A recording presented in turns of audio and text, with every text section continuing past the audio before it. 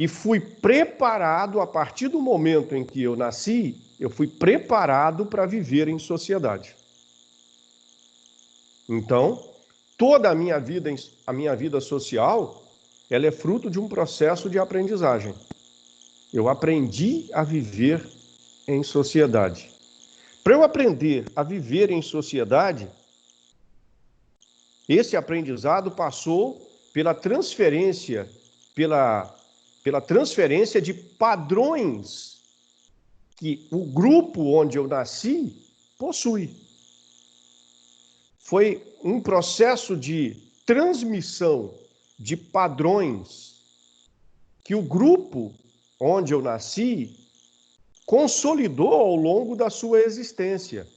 Então, ao longo da existência daquele grupo que eu nasci nele, foi sendo construído e consolidado uma série de padrões. Então, o processo de socialização consiste justamente na transmissão desses padrões para que eu possa me adequar ao grupo e conviver com aquele grupo, ou sobreviver dentro daquele grupo. Então, vamos lá, resumindo isso. Eu não nasci um ser social, eu fui socializado. Então, eu nasci como qualquer ser nasce. E aí eu fui sendo preparado ao longo da minha existência para viver socialmente. E esse processo de preparação consiste num processo de formação, um processo educacional, de transmissão de padrões sociais, de valores sociais, de moralidade, de eticidade, de tudo mais. Então, para que eu possa viver hoje dentro desse grupo, eu tenho que ter aprendido os padrões desse grupo. Teve que ser transmitido para mim os elementos que compõem aquele grupo. Então, viver em sociedade é um aprendizado constante. Quando é que esse processo termina? Quando você morre. Quando você morre. Quando você morrer, esse processo será interrompido.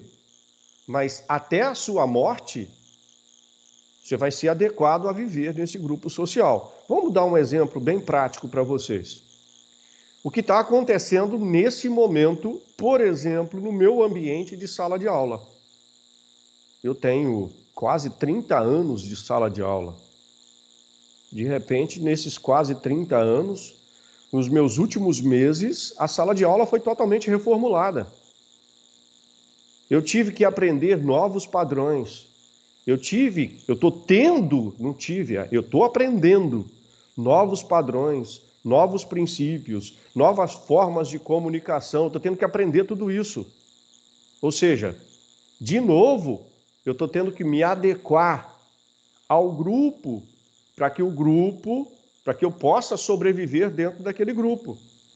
E se eu não me adequar, com certeza, algum problema vai acontecer para mim. Porque o grupo vai exigir que eu tenha uma adequação. Mas não tem como o grupo se adequar a mim? Bom, tem. Mas, sinceramente, o grupo compõe-se de uma gama, às vezes, imensa de pessoas. O que é mais fácil, uma pessoa se adequar ao todo ou o todo se adequar a uma pessoa? É bem mais fácil eu adequar uma pessoa ao grupo, ao todo, do que o todo se adequar a uma única pessoa. Mas isso pode acontecer, o todo se adequar a uma única pessoa?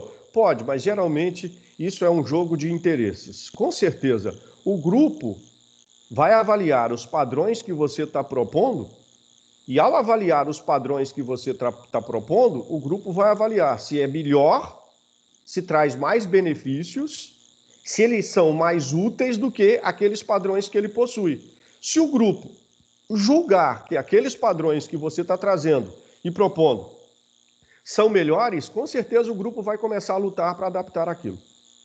Então acaba sendo um jogo de interesse social, tá? Mas na grande maioria das vezes é o indivíduo que se adapta ao grupo, porque é muito mais fácil adaptar um indivíduo ao grupo do que o grupo a um indivíduo. Tá? Então, o que vai acontecer nesse processo? Você receberá o tempo todo informações, instruções, parâmetros para que você possa se adequar àquele grupo social. Que padrões são esses? Os grupos vão consolidando ao longo da sua existência uma série de coisas, uma série de padrões que se colocam em setores bem específicos. Por exemplo, o setor técnico de cada sociedade.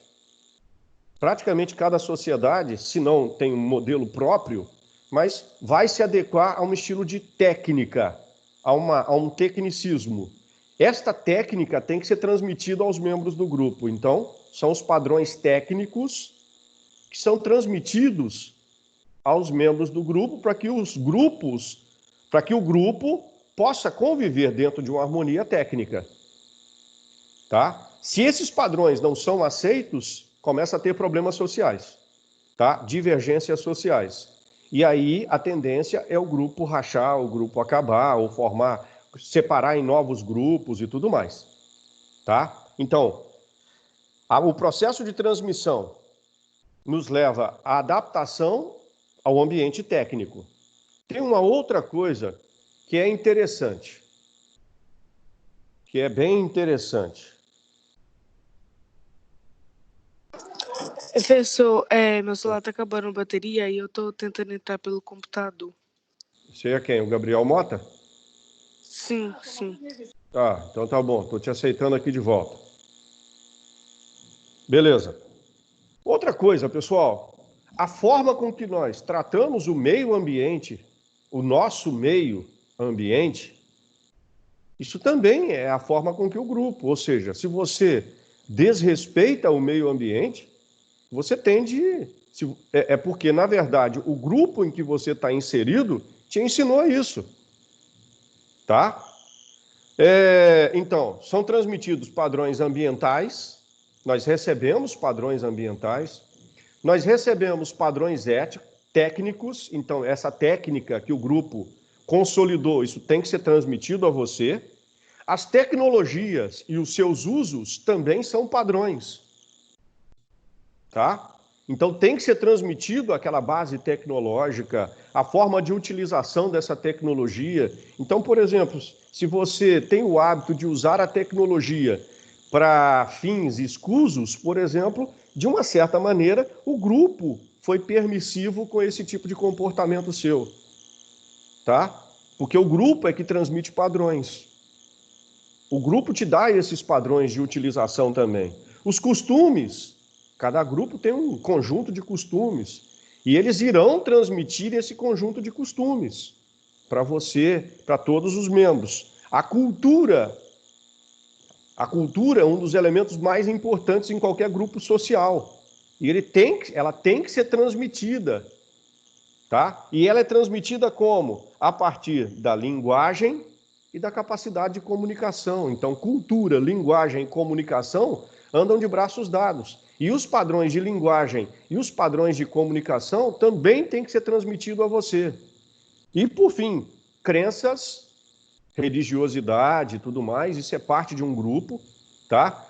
Por exemplo, se você frequenta um grupo de maioria católica, a sua tendência maior é ser católico.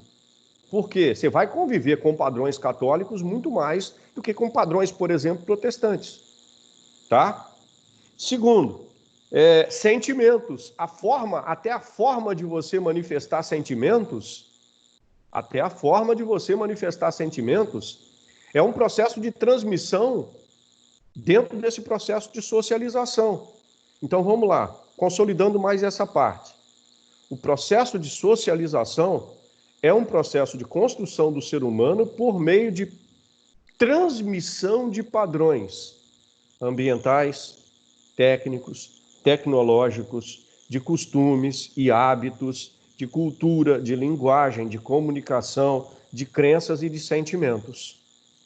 Então, tudo isso, pessoal, tem que ser transmitido a você. Isso, você reflete o grupo em que você está inserido.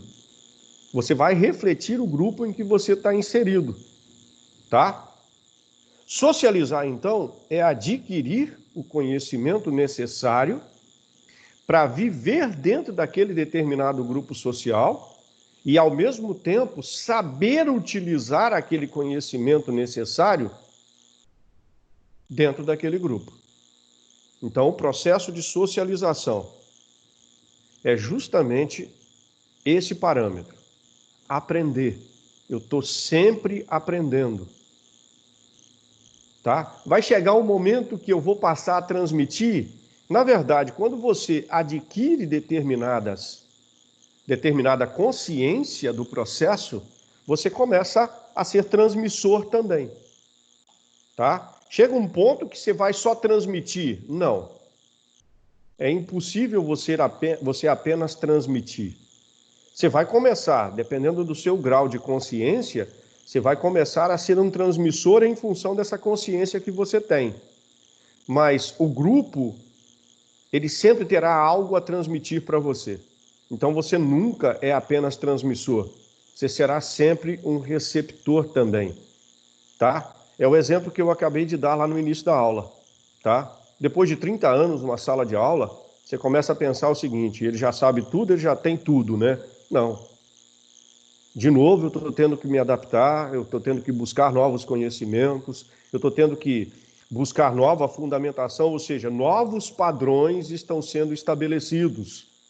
Coisas estão sendo transmitidas a mim para que eu possa aprender e possa utilizar isso dentro do contexto social em que eu vivo. Então, esse processo de transmissão, ele acontece lá quando eu nasci e ele vai continuar acontecendo até eu morrer, tá? Transmite-se, às vezes, de maneira democrática, tá? Eu sugiro a você algo, é uma forma de transmissão, tá? E segundo, nesta forma de transmissão, eu posso impor determinado conhecimento a você. Por exemplo, se eu tenho um conhecimento que é muito essencial, que pelo menos o grupo dá a ele ou atribui a ele uma essencialidade, eu não vou te perguntar muito se você quer receber aquilo não. Tá? Geralmente se transmite isso de maneira coercitiva. Então o que vai acontecer? Eu vou propor a você de uma maneira bem positiva mesmo. Isso pode acontecer? Pode. Isso vai depender do grau de importância que aquele determinado padrão social possui dentro do grupo. Se for um padrão muito importante, o grupo não vai te perguntar se você quer ou não quer. Ele vai dizer, é isso e pronto. Por quê? O grupo julga aquilo muito importante para ele. Se é muito importante para o grupo vai impor. Agora, se o grupo decide, não, dá para flexibilizar isso, então ele vai propor a você. Então, os padrões podem ser propositivos ou podem ser impositivos. Isso vai variar de acordo com o valor ou a importância que aquele determinado padrão possui dentro do grupo. Tá? Mas fica uma questão, se tudo é transmitido, se tudo que eu sou é transmitido a mim dentro de um processo, então eu não sou livre. Em parte não, tá? Digamos que eu vou dar a você 50% da sua liberdade. Tá? Os outros 50% não. Por quê? É a parte da padronização. Toda padronização há um certo grau de imposição.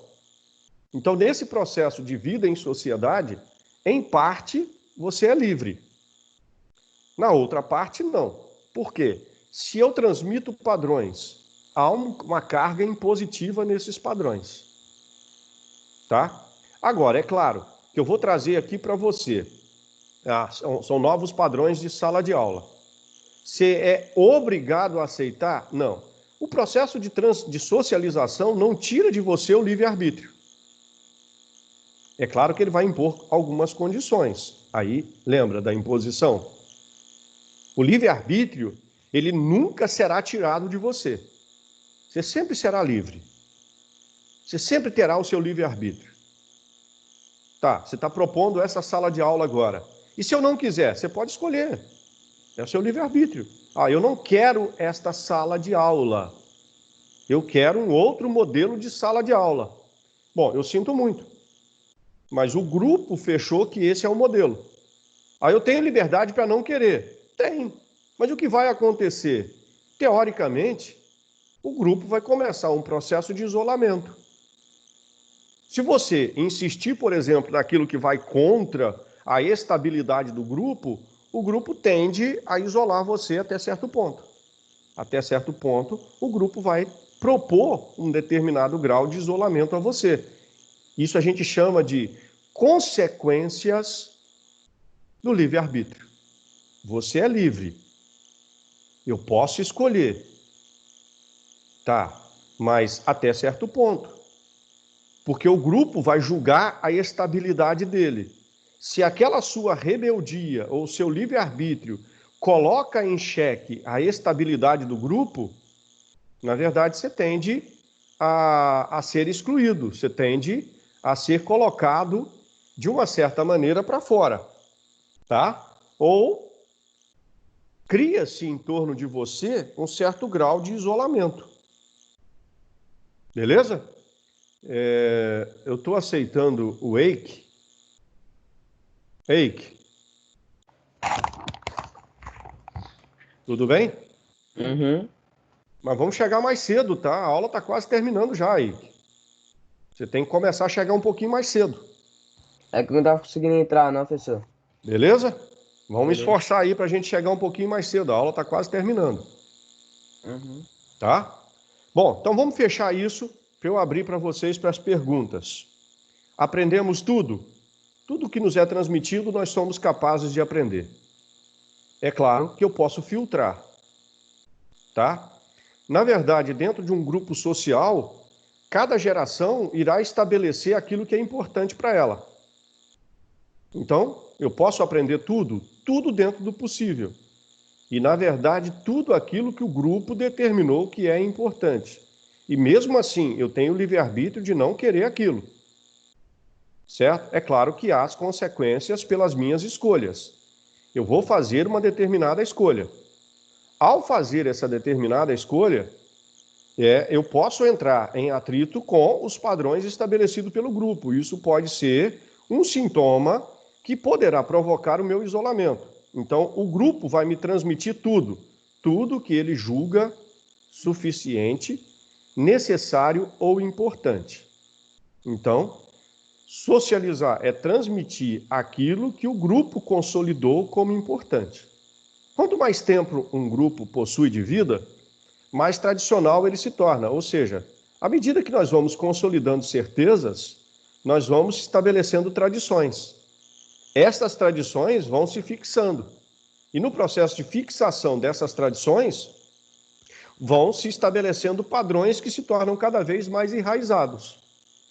Então, a possibilidade de mudança dentro do grupo, ela se torna cada vez mais remota quanto mais tradicional o grupo é. Tá? Depois nós vamos falar de mudança social. Bom, então, dá para transmitir tudo, dá para aprender tudo? Aprendemos tudo que o grupo julga importante. O grupo tenta transmitir tudo o que pode, mas, por fim, o que é transmitido é o que é julgado como importante. Tá? É dada uma prioridade, criam-se dentro do grupo prioridades. Então, a partir dessas prioridades, eu transmito padrões que podem ser oficiais ou podem também criar padrões alternativos. Isso vai dar origem a modelos de sociedade. Sociedade oficial, sociedade alternativa, tá? E isso cria, são esses padrões que criam esses processos e esses processos vão criar a vida em sociedade. Beleza? Bom, a primeira parte, tá? Deixa eu voltar aqui nos slides, só para colocar para vocês. Esses slides estão no Moodle, tá? Assim como também eu postei para vocês lá no HD virtual. São esses aí, tá? Eu fui com vocês nesses slides. Hoje, a aula aqui, até o slide número 5 aqui, tá? A gente foi até o slide número 5. Na próxima aula, eu concluo com vocês até o final da aula aqui, tá? Nós vamos até o slide número 12 com vocês na próxima aula. Beleza? Bom, dito isso, voltei aqui. Vamos, a partir de agora, às perguntas de vocês. Então, você pode colocar essa pergunta lá no chat, tá? Ou você pode abrir o microfone e fazer a pergunta e fecha o microfone logo em seguida. Beleza? Vamos lá. Tem alguma pergunta sobre esse processo aí? Quem está falando? Mas, Ana Júlia, mas o que seria uma sociedade alternativa? Bom, nós vamos ver isso depois. Na verdade, aqueles grupos, lembra que eu falei do livre-arbítrio? Tá lembrada? Bom, vamos lá. Vamos dar um exemplo aqui. Sim. A partir dessa aula que está acontecendo. Eu estou propondo esse modelo de sala de aula, tá? Eu estou propondo esse modelo. Eu estou criando um padrão social de convivência aqui dentro dessa sala virtual que nós criamos aqui. Beleza? Então, existem um punhado de regras. Suponhamos que, Ana Júlia, você não aceita esses padrões. Então, o que vai acontecer? Se você começa a não aceitar esses padrões, o seu comportamento aqui dentro dessa sala tende a destoar. Então, eu tenho um recurso aqui, Ana Júlia, que eu posso excluir você. Como, por exemplo, quando eu descobri aquele aluno intruso na semana passada, eu fui lá e excluí o aluno e não o aceitei mais. Certo? Por quê? Dentro dos padrões estabelecidos, ele estava destoando dentro daqueles padrões. Ele não estava se adequando àqueles padrões. Então, o que eu fiz? Eu tirei do grupo. Ok? O que esse aluno pode fazer? Bom, ele não vive mais em sociedade, não existe mais em sociedade. Não. Ele pode procurar, suponhamos que aqui dentro desse grupo que eu excluí, vamos excluir agora a Ana Júlia, tá? Eu excluí a Ana Júlia porque o comportamento da Ana Júlia não está sendo adequado. Suponhamos que a Amanda Lima, o Augusto e a Ana Luísa também não concordam com isso, mas não estavam. Então, o que vai acontecer? Esses que eu acabei de citar podem se aproximar de você e vocês criarem um modelo de sala alternativa. Certo? Dentro do meu exemplo aqui, seria mais ou menos o seguinte. Nós vamos criar nossa sala de aula, que terão os padrões que vocês concordarão com ele. Vocês vão criar padrões para ele. Mas o que vai acontecer? Bom, a sala que vale é a sala do Zé Honorato, tá? A sua é uma sala alternativa. A minha é oficial. A sua, como você não está adequada aos modelos daquela sala de aula que foi estabelecido oficialmente, você criou um modelo alternativo. E ele é reconhecido por vocês. Oficialmente, ele não é reconhecido. Tirando agora da sala de aula e indo para a sociedade. Vocês devem ter ouvido falar dos hippies na década de 60 e 70. Não já ouviram falar? Pois é, os hippies, eles são bem aceitos na sociedade. A grande maioria das pessoas veem eles como pessoas, sujas, ou pessoas... Tem um punhado de preconceitos em relação a eles. Isso porque, na verdade, o modelo deles não é oficial, é um modelo alternativo. Ok? Beleza, Ana Júlia? É você que fez a pergunta, não é isso? Esclareceu? Entendi. Professor, os hippies são uma subcultura? Quem está falando? Gabriela, ou é outro nome que bota? Como é que é? É porque eu lembro que tem um trem tipo de subcultura, só que eu não sei se...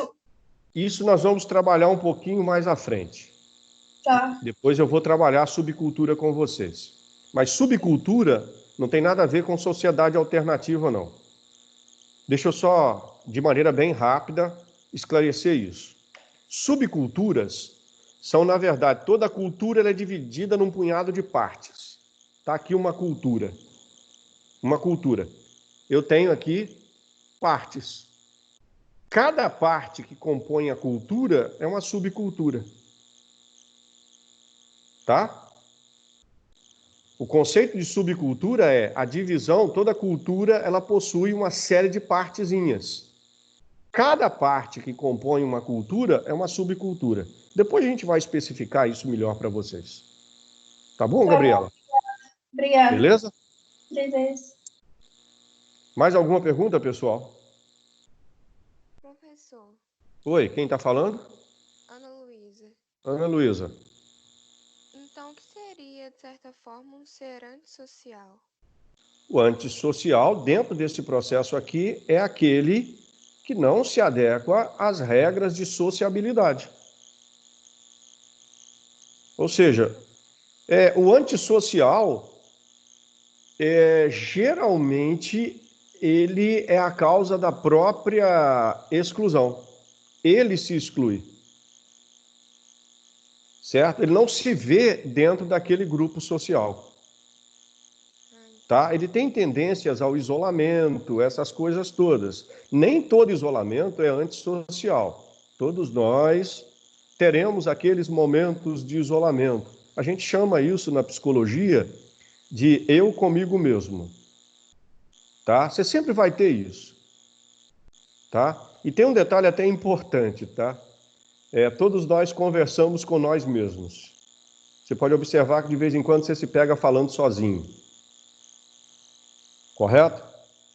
Isso é uma forma de isolamento. Quando você conversa com você mesmo, é uma forma de isolamento. Tá? O antissocial é aquele que não se adequa às regras do grupo e ele não quer se adequar. Então, o que acontece? Ele mesmo acaba se isolando. E aí é um isolamento problemático, porque ele não aceita a presença de nenhuma outra pessoa, ou ele exclui da convivência com ele a maioria das pessoas. Tá? Isso pode ser algum distúrbio psicológico, ou simplesmente não adequação mesmo às regras de sociedade. Tá? Um eremita, por exemplo, ele se encaixaria dentro desse perfil. Tá? Porque ele se isola e automaticamente ele tende a repelir a tentativa de outras pessoas se aproximarem dele. Tá? Mas ser eremita não é um problema social. É um problema, na verdade, é uma questão simplesmente de isolamento, é um estilo de vida. Então, o isolamento social, ele pode ser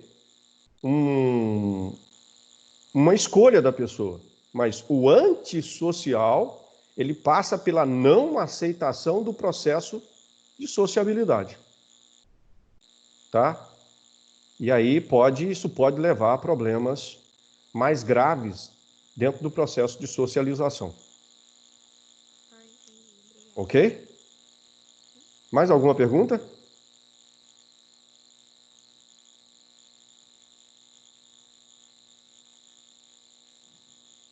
Beleza?